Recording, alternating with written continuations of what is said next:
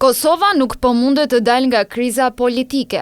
Për të 30-ën herë ka dështuar përpjekja për konstituimin e kuvendit. Sikur edhe në vazhdimet e kaluara të seancës konstituive, e cila nisi më 15 prill, deputetët u mblodhën shkurtimisht të mërkurën dhe nuk gjetën zgjidhje për shpllokimin e ngërçit. Çështja ka ngecur te emërimi i kryetarit dhe nënkretarëve të kuvendit.